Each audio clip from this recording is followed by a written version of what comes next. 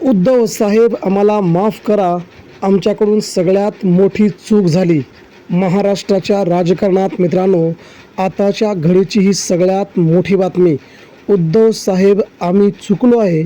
आम्ही शिंदे सेनेत जाऊन सगळ्यात मोठी चूक केली आहे.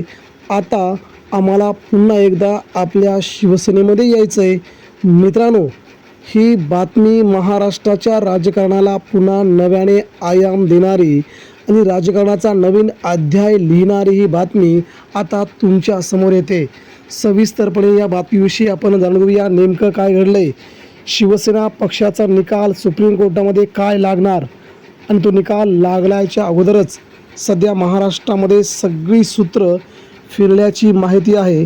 आणि या एकाच निकालामुळे देशाच्या राज्याच्या राजकारणावरती किती मोठा दूरगामी परिणाम होईल ही बातमी आपण आता जाणून घेऊया मित्रांनो. सध्या मित्रांनो पाहायला गेलं तर देशपातळीवरती महाराष्ट्रात उद्धव ठाकरे यांची शिवसेना सध्या सुसाट धावताना दिसते आहे.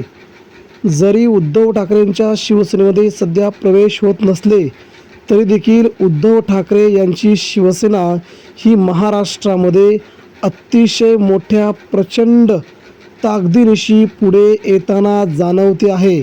निष्ठावान शिवसैनिकांच्या खांद्यावरती उद्धव ठाकरेंनी आपली संपूर्ण जबाबदारी ठेवत महाराष्ट्रात शिंदे सेनेसाठी खडतर अशी वाट बनवून ठेवली आहे. आणि त्याचाच परिपाक म्हणून शिंदे सेनेतील खासदारांसह आमदार यांची आता उद्धव ठाकरेंच्या पाया पडायची वेळ आली असून फक्त ठाकरेंचे चरण धरायची वेळ बाकी आले. नेमकं काय घडलंय सुप्रीम कोर्टात मित्रांनो, ही बातमी तुमच्यासाठी आता महत्त्वाची आहे. मित्रांनो, सध्या देशपातळीवरती जर पाहायला गेलं, देशपातळीवरती विचार करायला गेलो तर मात्र उद्धव ठाकरे यांचा बाणा नरेंद्र मोदी यांच्यासह अमित शहा यांनी ठाकरे बाणा जवळून पाहिला आहे. आणि आत्ता देखील त्याच चिवटपणे त्याच हिमतीनं उद्धव ठाकरे लढताना महाराष्ट्रात दिसत आहेत. जसे शिवसेना प्रमुख कोणालाही घाबरत नसत, तसंच उद्धव ठाकरे देखील देशातल्या कोणत्याच महासत्तेला कधीच घाबरले नाहीत आणि आता देखील भाजपला घाबरत नाहीत. हे भाजपने ओळखलं आहे. यामुळे आता मात्र सुप्रीम कोर्टाच्या निकालाच्या अगोदर बडे बडे नेते, बडे बडे जिल्हा प्रमुख, बडे बडे आमदार आणि मंत्री, याचबरोबर बंडखोर खासदार यांनी उद्धव ठाकरे यांच्या शिवसेनेमध्ये प्रवेश करण्याची आशा वर्तवली आहे. नेमकं का तर मित्रांनो, सुप्रीम कोर्टाचा निकाल एकनाथ शिंदे यांच्या विरोधात जाणार. आता जवळजवळ सगळीकडेच अशा प्रकारचं वातावरण निर्माण झालं आहे. आणि त्या वातावरणाला दुजोरा म्हणून एकनाथ शिंदे यांची शिवसेना ही आगामी काळामध्ये मुंबईसह महाराष्ट्रात दिसणार की नाही, हा मोठा प्रश्न सध्या निर्माण झाला आहे. या मोठ्या प्रश्नालाच पुढे घेऊन जाण्यासाठी मित्रांनो, शिवसेना ठाकरेंना गेली, पक्षचिन्ह धनुष्यबाण ठाकरेंना गेला. मग सगळाच निकाल ठाकरेंच्या बाजूने गेल्याच्या नंतर शिंदेगडात राहिलं काय, असा देखील जाम प्रश्न त्यांना विचारला जातोय. परंतु मित्रांनो, आता मात्र आमदारांना देखील वाटतंय की आता शिंदेगडात काय राहिलेलं नाही. खासदारांना देखील वाटतंय की आता शिंदेगडात काहीही राहिलेलं नाही. त्यामुळे उद्धव साहेब मला माफ करा, आम्ही चुकलो असं म्हणण्याची वेळ शिवसेनेचा निकाल लागल्याच्या नंतर काही आमदार, काही मंत्र्यांवरती येणार असल्याची धक्कादायक माहिती सध्या समोर येत आहे.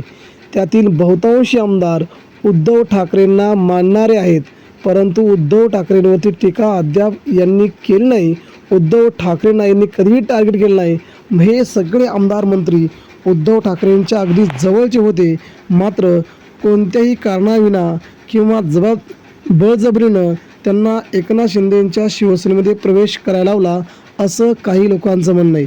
त्यामुळे त्या दोघांनी आपल्या दोन्ही डगरीवरती पाय ठेवला आहे. म्हणजे आमदारांनी आणि खासदारांनी की जर हा निकाल उद्धव ठाकरे यांच्या बाजूने फिरला तर आम्ही उद्धव ठाकरेंच्या शिवसेनेशिवाय कुठेही जाऊ शकत नाही, असं काही आमदारांचं म्हणणं आहे. परंतु त्या आमदारांच्या नावांची यादी अद्यापपर्यंत जरी नसली आली तरी शिवसेनेचा निकाल लागायच्या अगोदर कोणकोणते आमदार हे एकनाथ शिंदे यांच्या यांना सोडून जाणार हे त्यांना कळून चुकलंय.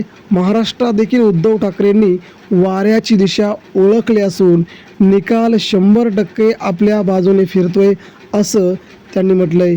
या एकंदरीत संपूर्ण राजकीय पायरीमध्ये मित्रांनो उद्धव ठाकरेंचं नवीन राजकीय उदय या पक्षचिन्हाच्या लढ्यामध्ये होतोय आणि शिंदे सेनेचे सगळेच्या सगळे आमदार काही अर्धे भाजपमध्ये काही उद्धव ठाकरेंकडे आगामी काळात येतील.